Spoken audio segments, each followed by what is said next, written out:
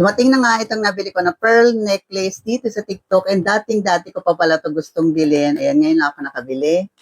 And ayan, sobrang cute. Ito nga pala yung kanyang pinaka-necklace. Ganito nga pala itsura ng kanyang pinaka-kwintas. So ayan, silver yung kanyang hardware. And ayan, yung pinaka-pendant niya. So nabubuksan ito. So ayan, after nyo siyang mabuksan, ay dyan yung nga ilalagay sa loob yung pinaka-pearl. Akala ka ba pearl necklace? Bakit necklace lang yan? Nasa ng pearl? Ikaw nga mismo ang kukuha ng pearl sa loob ng kabibing ito. So, kailangan mo siyang buksan para makuha mo yung pinaka-perla sa loob ng kabibi at mailagay mo nga dito sa loob ng pinaka-kwintas niya. Based pala sa kanyang packaging, ayan, nakasulat dito, 1, 2, 3, 4, 5, 5 klase ng pearl yung pwede ninyong makuha sa loob ng kabibi na to. I mean, isang piraso, pero magkakaiba ng kulay. Merong white, for wisdom, cream para sa success, peach for health, purple for wealth, and black for love. So, halika dali buksan natin kung anong pearl ba yung makukuha ko dito.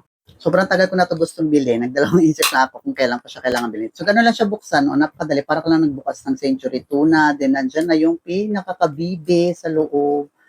Ito na po ang ating munting kabibe pack. Diyos ko, ano kayang kulay ang ng pearl ang makukuha ko dito? Tapos may kasama siyang ganito pala. Yan. So, ito yung pambubukas mo dun sa pinakakabibe para makuha natin yung pearl niya.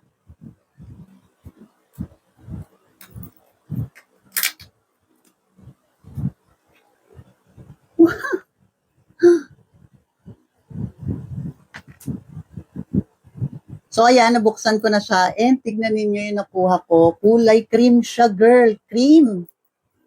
Wow!